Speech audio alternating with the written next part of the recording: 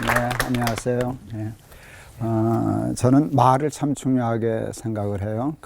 말이 생각을 지배하고 또 생각이 삶을 지배하기 때문이에요. 그래서 말을 정확히 쓰는 게 참 중요한데 우리가 치명적인 굉장히 중요한 말을 잘못 쓰는 게 있어요. 그게 잘 산다라는 말이에요. 우리는 잘 산다는 게 얼마나 중요한 말이에요. 그런데 우리는 잘 산다는 말을 어디다 쓰는가 하면 부자에게 써요. 부자에게 잘 사는 사람이라고 얘기해요. 가난한 사람을 가난한 사람이라고 얘기하지 않고 못 사는 사람이라고 얘기해요. 그러니까 잘 살고 못 사는 것이 생명과 사망이 돈에 달려 있게 돼요. 그래서 사람들은 글로 쫓아가요. 여러분 돈 좋으세요? 웃네.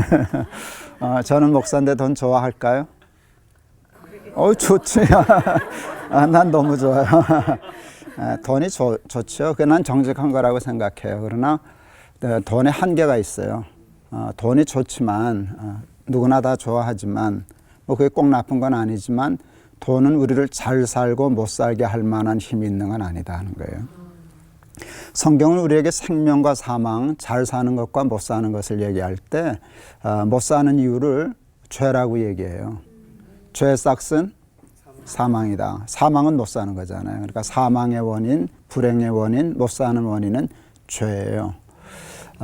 그 설명할 시간이 많지 않은데요. 그냥 간단해요. 이 세상을 그냥 그대로 다 내버려 두고요. 하나도 바꾸지 말고 불가능하지만 하나님만 하실 수 있는 일이지만 어느 날 죄를 딱 들어서 이 세상에서 싹 뽑아서 죄 하나만 옮겨 놓으면 순간 천국 돼요. 그 죄가 그런 거예요. 죄가 이렇게 무서운 건데요. 근데 문제는 뭔가 하면 우리는 다 원죄를 가지고 태어난다는 거예요. 그러니까 우리는 뭔가 하면 생명의 조건에서 태어나는 게 아니라 출발부터 사망에서 출발해요. 우리 그 친구가 주일학교 교사할 때인데 소년부 여자 5학년 아이가 가르치는데 물었어요. 우리 친구가 어떻게 하면 천당 가니? 그랬더니 예수 믿어야 가요. 당연하지. 그 다음 말이 근데 반복에 물었어요. 그럼 어떻게 하면 지옥 가니? 그랬어요. 어떻게 하면 지옥 갈까요? 아니 그냥 가만히 있으면 가요. 그랬어요. 걔가. 너무 기발하지 않아요? 그러니까 지옥 가기 위해서 해야 할 일이 아무것도 없어요. 그냥 가만히 있으면 가요. 그게 우리의 원죄 상태. 어린애에서 태어나기 때문에 뭘 해야 지옥 가는 게 아니라 그냥 가만히 있으면 우린 컨베이어 벨트 타고 가는 것처럼 그게 우리의 실존이에요. 우리가 죄 가운데서 태어났고 우리는 본래 죽음으로 이렇게 되어 있는데 근데 문제는 하나님이 우리가 멸망하는 걸 원치 않으셨다는 거예요. 우리를 그 죄에서 사망에서 건져내시기 위해서 하나님의 뜻은 구원이니까 하나님이 선택하신 방법이 뭔가 하면 독생자 예수 그리스도를 이 땅에 인간의 몸으로 보내시고 그를 십자가에 못 박아 죽게 하셨어요. 여러분 죄를 해결해 생명을 얻는데 죄의 해결은 용서함이에요. 죄사함, 속죄함. 그런데 왜 십자가라는 길을 택하셨을까 할 때 여러분 죄는 용서를 통해서 이루어지는데요. 용서는 사랑과 관계가 있어요. 얼만큼 사랑하느냐가 어디까지 용서하는가를 결정할 수 있어요. 베드로가 형제죄를 7번 용서하겠다고 그러니까 그 굉장한 건데 예수님이 70번씩 7번이라도 용서하라 그랬어요. 가능할까요? 사람이 사람의 죄를 490번 용서하는 게 가능해요? 불가능해요? 가능해요. 한 경우에 가능해요. 누가 누구의 죄를 490번까지라도 용서할 수 있을까요? 부모가 자녀. 그 케이스만이에요. 자녀가 부모도 안 되고 남편이 아내도 안 되고 아내가 남편도 안 되는데 부모가 자녀는 가능해요.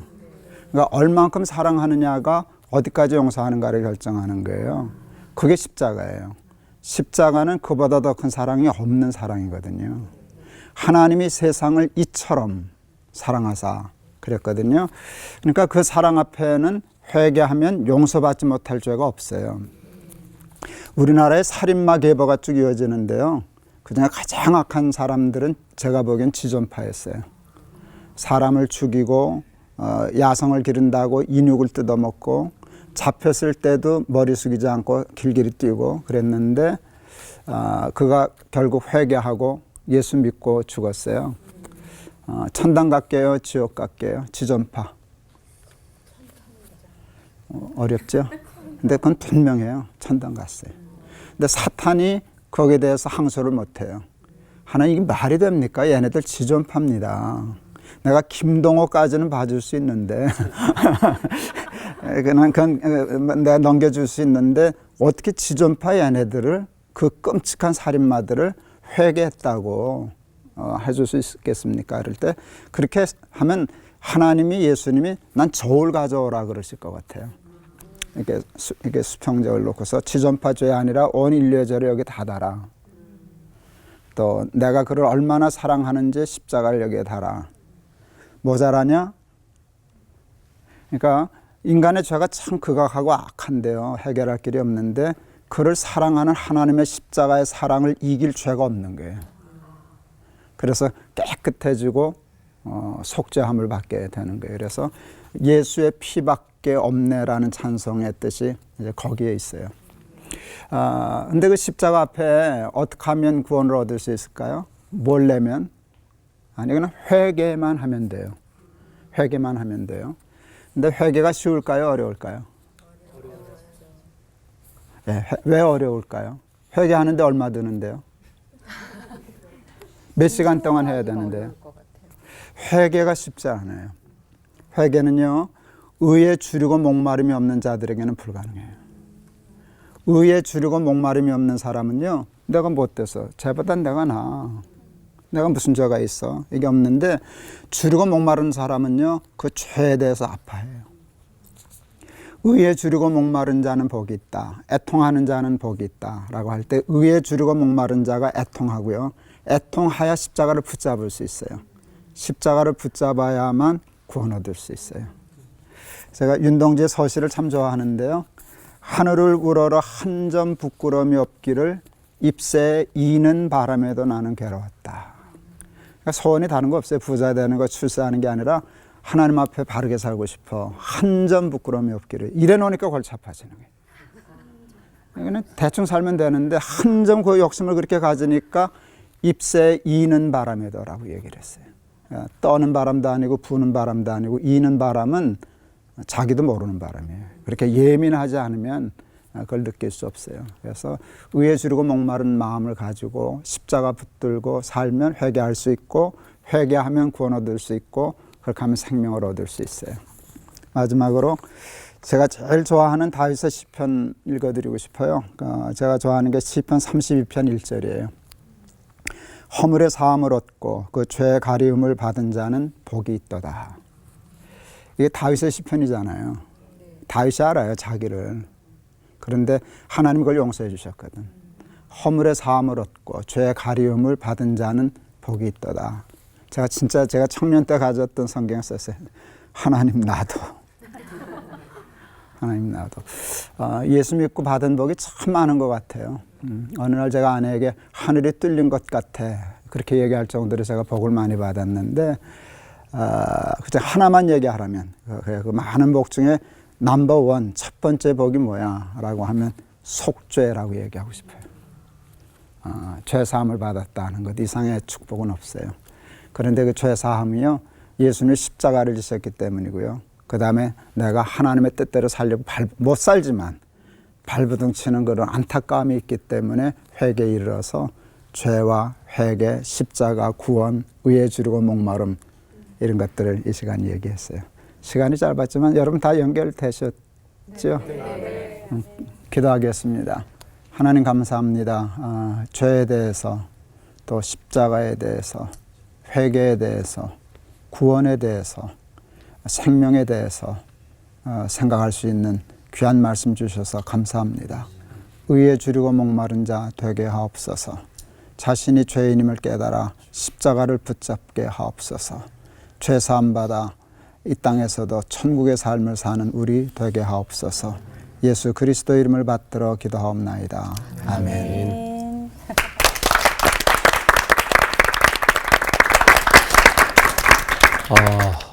제가 할 말이 없네요. 오늘 죄에 대해서 이렇게 말씀을 나누는데 김동호 목사님께서 그냥 다 말씀을 해주셨기 때문에 사실 제가 여기에다가 뭘 덧붙이거나 할 필요가 없는 것 같아서 저 그냥 끝내고 갈 수는 없고, 그래서 죄에 대한 문제는 그렇게 목사님이 말씀하신 걸로 충분할 것 같아 전 죄인에 대한 말을 조금 해볼까 합니다. 우리가 잘 아는 로마서 3장 10절에 보니까 의인은 없나니 하나도 없다. 그러니까 죄에 대한 문제이기도 하지만 우리는 내가 죄인인가 라고 하는 부분에서는 또 조금 다르게 반응할 수 있을 것 같아요. 우리가 죄인인가요? 네. 성경은 의인은 하나도 없다라고 말합니다. 이 죄라고 하는 말을 듣는 것에 대해서 사람들은 참 힘들어합니다. 나 자신이 그렇게 생각하는 것도 힘들고 누군가 나에게 지적하는 것도 힘들고, 그래서 교회 안에 언제부터인가 그 죄인이라고 하는 죄인이라는 이야기보단 조금 더 긍정적 사고방식을 가지면 어떨까, 적극적 사고방식, 이런 것들이 한때 굉장히 유행했던 적이 있는 것 같아요. 굉장히 센세이션하게 사람들이 이렇게 모인 것 같고, 그런데 적극적 사고방식이 어느 날 한순간에 무너져 내리더라고요. 지금은 교회 안에서 이런 이야기를 하는 걸 볼 수 없는 자취를 감춰버렸던 것 같아요. 그런데 참 듣기 싫은 이야기지만 죄인이라고 하는 이야기는 2000년 기독교의 역사 가운데서, 우리의 신앙 가운데서 늘 제기되는 문제 가운데 하나인 것 같습니다. 이 죄인이라고 하는 것에 대해서 가장 민감하게 반응하는 사람, 아니 내가 죄인이라고 하는 것을 부정하는 사람, 성경에 보면 그 대표적인 유형이 바리새인들이었던 것 같아요. 그래서 예수님은 계속 바리새인들을 향해서 너희는 위선자들이다. 그러니까 거기서 어떤 의미를 가지고 있냐면 너희들은 분명히 죄인인데 자꾸 죄인 아닌 척하니까 위선자라고 했던 거죠. 근데 바리새인들뿐만 아니라 우리들의 보편적인 성향이 내가 이렇게 죄인이라는 걸 드러내는 걸 쉬워하지 않습니다. 그래서 내가 죄인이 아니라는 것을 강변하기 위한 방법이 하나 있죠. 뭐냐면 나보다 큰 죄를 지은 사람의 죄를 돋보이게 하는 겁니다. 그래서 바리새인들은요, 자기들이 죄인 아니라고 하는 것을 이렇게 보이기 위해서 남의 죄를 계속 드러내 보이는 거죠. 그러니까 내가 죄인입니다, 이렇게 인정이 되지 않으면 우리는 어떤 성향을 끊임없이 가지냐면 누군가의 죄를 계속 드러나게 하는 거예요. 그러니까 내가 죄인입니다라고 하는 인식, 자기 인식이 없으면 이 세상은 정말 힘들어지는 거예요. 계속 큰 죄들만 나타나게 되는 거죠. 죄의 문제가 해결되지 않으면, 내가 죄인이라는 것을 인정하지 못하면 우리들은 계속 누군가의 죄를 드러낼 뿐만 아니라 다른 말로 이야기하면 내 죄를 자꾸 감추려고 하는 거죠. 그러니까 우리들이 죄인이라고 하는 걸 인정하지 않으면 자신감이 없어요. 이게 좀 이상한 얘기처럼 들릴지 모르지만 내가 죄인이다라고 생각하면 자신감이 생겨요. 예를 들어서 아주 확 와닿는 예일 것 같은데, 여러분들이 생각하기에 제 외모의 장점은 무엇일까요? 아니, 그 대답이 참 힘들겠다. 단점이 무엇일까요? 머리? 네. 저는 젊었을 때부터 머리 빠진 것에 대해서 많이 놀림도 받고, 누군가는 저에게 단점이라고 생각할지 모르지만 이것을 제 스스로 난 대머리인 것을 인정하고 이것이 단점이 아니다라고 생각하니까 저는 감출 일이 별로 없습니다. 저는 제가 굉장히 자신감 있게 사는 사람이거든요. 저에게 자신감이 찾아온 것은요, 어느 날 한순간이었습니다. 내가 하나님 앞에 은혜를 입었구나 하는 것을 깨닫는 순간이었어요. 뭐 여러 가지 이야기들이 길지만 하나님이 나를 사랑하신다는 고백을 내 입술로 하는 순간 내 삶에는 진짜 자존감이 생겼어요. 그건 내 죄의 문제뿐만 아니라 내 삶에, 그리고 내 외모에 대한 모든 문제에 있어서 나는 자존감이 생겼어요. 왜? 하나님이 나를 이렇게 만드셨고 내가 하나님의 은혜를 입은 존재이니 앞으로도 하나님의 은혜 가운데 살 것이다 라고 하는 것이 나로 하여금 자존감을 만들어주게 된 거죠. 참 신기하죠? 죄가 우리를 위축되게 만드는데 우리가 죄인이라고 하는 것을 인정하는 순간 하나님의 은혜를 경험하고 나면 우리들에게 찾아오는 것이 자존감인 거죠. 그러니까 우리들이 죄인임을 인정할 때 의인은 없나니 하나도 없다. 이게 나에게서 인정되기 시작할 때 우리들에게서 은혜가 필요하구나라고 하는 것을 느끼기 시작하는 거죠. 그래서 다시 한번 이야기하는데 우리는 죄인일까요? 예, 죄인입니다. 그 순간 우리는 은혜가 필요한 존재가 되는 거죠. 그래서 사도 바울은 하나님의 은혜를 경험하고 난 후에 그는 약함을 자랑하기 시작하죠. 나의 약함이 강함입니다. 이것은 하나님 앞에 은혜를 고백한 사람의 모습인 거예요. 그래서 오늘 저는 여러분들에게 이런 격려, 아니 신앙의 본질, 우리가 하나님 앞에 죄인인 것을 인정해 봅시다. 그러면 인정하는 순간 하나님의 은혜가 우리들에게 뭔지 깨닫게 될 것입니다. 제가 이제 몇 년 지나가서 미국에서 이게 렌터카 회사 중에 이제 순위가 좀 바뀌었을지도 모르겠어요. 지금 1위 렌터카 회사 하면 헐츠라고 하는 회사를 이야기하거든요. 그래서 많은 회사들이 이 헐츠를 따라가기 위해서 광고를 많이 하고 과장 광고도 하고 그랬어요. 그런데 그 당시 2위 기업이었던 에비스라고 하는 렌터카 회사가 있습니다. 그 회사 광고가 히트를 친 적이 있어요. 이런 문구였습니다. We are number 2, so we try harder. 이해가 돼서 끄덕끄덕 하시는 거예요. 네. 우리는 두 번째인데 그래서 우리는 열심히 한다. 여러분, 우리들의 죄를 감추는 게 우리들의 인생을 멋지게 만드는 것이 아니라 우리는 죄인이기 때문에 하나님의 은혜가 필요합니다. 이게 우리의 인생을 복되게 만들어주는 거죠. 여러분들, 죄인이지만 은혜를 아는 인생으로 살아갈 수 있기를 주님의 이름으로 간절히 축복합니다. 아멘. 우리 가 기도할까요? 네. 하나님 감사합니다. 우리가 죄인 된 것 깨닫게 하심이 은혜입니다. 하나님의 은혜를 알고 살아가는 것, 그것이 축복임을 고백합니다. 이 방송을 듣고 함께하는 모든 이들에게 이 은혜와 축복이 임하게 하여 주옵소서. 아멘. 예수님의 이름으로 기도했습니다. 아멘. 아멘.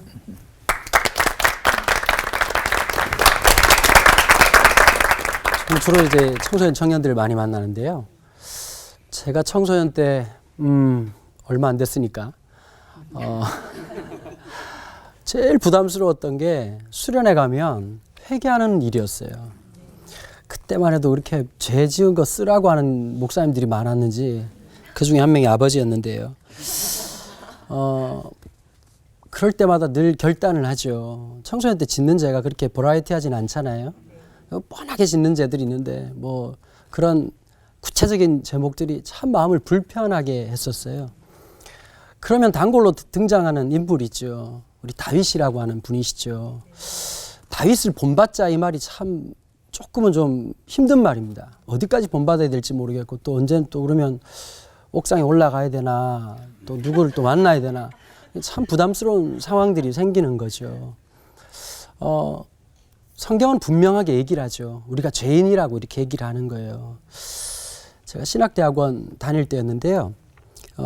신학을 하다 보면 참 마음이 힘들 때가 있어요. 진짜 하나님 부르신 거 맞나? 잘못 부른 거 아닌가? 이런 생각 들 때가 있었는데 근데 신학대학원을 그렇게 하고 들어갔어요. 근데 최홍석 교수님이라는 분이 은퇴를 하셨는데 조직신학 교수였던 최홍석 교수님이 첫 시간에 기도를 하시고 시작을 하셔요. 그 첫 번째 기도가 잊혀지지가 않아요. 아버지, 죄인입니다. 그 짧은 기도가 저를 얼마나 많이 위로했는지 몰라요. 자꾸 까먹는 것 같아요. 그리스도인들이. 우리가 죄인이라는 사실을. 성경은 명확하게 얘기를 하거든요. 잘났다 못났다 너 어느 동네 사냐? 라고 묻지 않고 모든 사람이 죄를 범하였음에 라고 얘기를 하면서 그 대표격으로 하나님의 마음에 합한 자라고 말했던 다윗의 죄가 적나라하게 드러나는 겁니다. 참 인간이 웃긴 게요. 은혜 받을 때는 잠시 죄가 가려진 것 같았는데 이게 조건만 맞으면 기가 막히게 발화하잖아요. 다윗 마음속에 있었던 음란한 마음이 권력을 만나니까 권력형 비리로 드러나는 거죠. 근데 기가 막히게 은폐합니다. 그걸 가리기 위해서 밧세바의 남편이었던 우리아를 죽이게 되고요. 그리고 너무 연기를 잘해가지고 우리아를 전쟁 영웅으로 만들고 그의 장례식을 성대하게 치루어 줍니다. 그리고 사람들은 감동하죠. 그의 아버지가 죽었다 한들 저렇게 슬퍼하면서 울 수 있을까? 연기가 너무너무 탁월했습니다. 근데 그날 밤에 조금 불편한 분 한 분이 신방 오셨습니다. 나단이라는 분이 오셔가지고 기가 막히게 완곡어법을 쓰면서 세상에 우리나라에 이런 이상한 인간이 있답니다. 그 말 듣고는 뚜껑이 열리셨죠. 다윗이. 도대체 그놈이 어디냐 그랬더니 나단이 바로 당신이 그렇다라고. 죄의 하나님의 은혜가 임할 때 첫 번째 나타나는 것은 드러냄입니다. 근데 우리가 요즘 드러내는 것을 못 견뎌합니다. 하나님이 드러내시는 건요, 병원에 가서 진단받는 것하고 똑같습니다. 진단을 받아야 치료를 하죠. 제 아는 후배가요, 병원에서 알바를 한 적이 있었거든요. 파타임으로 했는데 너무 재미난 일이 많대요. 응급실에 가면요, 어떤 분들이 찾아오시냐니까 할머니들 중에 그 머리에다가 빨간 약을 엄청 바르고 오신대요. 새벽 2시에요. 그럼 놀래잖아요. 할머니가 그렇게 하고 소복 입고 나타나 보세요. 그거 뭐 남양 특집이죠. 그 왜 그러시냐 물어봤더니 머리가 너무 아파가지고 집에 있는 빨간 약을 발랐는데 그 병원에 왜 왔냐 그러니까 병원 약이 금방 만든 약이라서 효과가 더 좋을 것 같아서 왔다는 거예요. 그냥 너무 궁금하더라고. 그런 할머니 어떻게 진료하냐 그랬더니 그냥 발라준답니다. 아무리 얘기 봐야 통하지가 않으니까. 진단이 없이 처방할 수가 없죠. 하나님의 진단은 드러냄입니다. 수치스럽죠. 왕이었던 자가 죄가 드러나고 괜찮게 살아갔던 우리의 삶에 하나님의 은혜가 임할 때 첫 번째 특징은 드러남입니다. 그걸 인정하면 그거 인정한 행위를 회개라고 얘기하잖아요. 회개라고 하는 것은 우리 그리스도인들이 살아가야 될 삶의 방식입니다. 그건 하나님이 진짜 놀라운 은혜이죠. 근데 참 요즘 제일 안타까운 게요, 회개하지 않아요. 요즘 아이들한테 죄에 대한 설교하면 뭐라고 하느냐면 이렇게 얘기를 해요. 다 그래요. 우리 반 애들 다 그래요. 교회 다니는 아이들, 특별히 교회 다니는 청소년들이 사실은 착합니다. 안 믿는 애들보다는. 근데 왜 그러냐면 부모들이 되게 야단치거든요. 엄마 아빠들이 세상에서 제일 피곤한 엄마 아빠가 교회 다니는 엄마 아빠예요. 엄마들 전 절대 안 믿걸랑요. 보통 이런 얘기 하잖아요. 아, 목사님 저는 우리한테 진짜 원하는 게 없어요. 그냥 공부 좀 잘하고 믿음 좋고 소신껏 자기 할 일. 그런 애들은 하나님이 창조한 적이 없거든요. 근데 그런 걸 자꾸 요구한단 말이에요. 회개는 나의 모습을 그대로 받아들이는 거예요. 저는 교회가 함께 회개하는 공동체여야 된다고 생각을 해요. 제가 한 10년 전에요, 잠깐 고혈압이 왔던 적이 있었어요. 되게 속상했어요. 저희 집안이 좀 그랬거든요. 그래서 제가 운동 죽으라고 열심히 해요. 물 많이 먹으면 된다 그래요. 제가 보통 하루에 지금도 한 2.5리터에서 한 3.5리터 마셔요. 근데 병원에 갔는데 의사가 뭐라 그런지 아세요? 저보고 술을 안 드시는 게 좋겠다고 얘기를 하더라고요. 그래서 전 나시린이거든요. 4대째 예수님 집안에 태어나가지고 술을 입에 대본 적이 없어요. 안 믿으시겠지만. 뭐 담배도 끊으라 그러고 담배를 펴본 적이 없걸랑요. 그래서 저보고 그러다 물을 많이 마시라는 거예요. 얼마나 더 먹어야 될까요? 그 당시에 제가 운동을 얼마나 열심히 했냐면 일주일에 5일씩 매일 17km에서 18km를 뛰었어요. 근데 저보고 운동을 안 하는 거예요. 제가 마라톤 선수도 아니고 얼마나 더 하겠어요. 그 나중에 관리를 안 하고 병이 생겼으면 덜 억울하잖아요. 그 되게 속상하더라고요. 그래서 제가 굉장히 침울해 있으니까 의사 선생님이 서랍을 꺼내더니 자기도 약 먹는다고. 그때 갑자기 마음에 자유함이 생기더라고요. 아, 저 의사 선생님도 약 먹는구나. 그러니까 갑자기 제가 뭐 힘들거나 어려운 게 아니라 그럴 수 있다 받아들이게 되더라고요. 여러분, 교회는 회개하는 공동체예요. 함께 회개하는 모습을 보고 함께 회개하면서 그 열매를 가지고 용서받고 용서하는 그런 아름다움이 늘 일어나는 공동체 되기를 간절히 바랍니다. 네. 자, 기도할까요? 네. 하나님, 죄인입니다. 늘 잊고 지내고 아닌 척하고 지내지만 하나님의 말씀 앞에서 늘 우리는 죄인입니다. 그 죄를 드러내신 하나님의 은혜가 있습니다. 하나님의 드러내심은 은혜입니다. 하나님의 드러내심은 회복입니다. 하나님의 그 드러내심이 우리를 하나님의 자녀답게 만든다는 것 기억하게 해주십시오. 그리고 회개하는 삶을 함께 살아나가는 우리 모든 하나님 나라 백성 되도록 축복해 주십시오. 감사드리며 예수님의 이름으로 기도합니다. 아멘.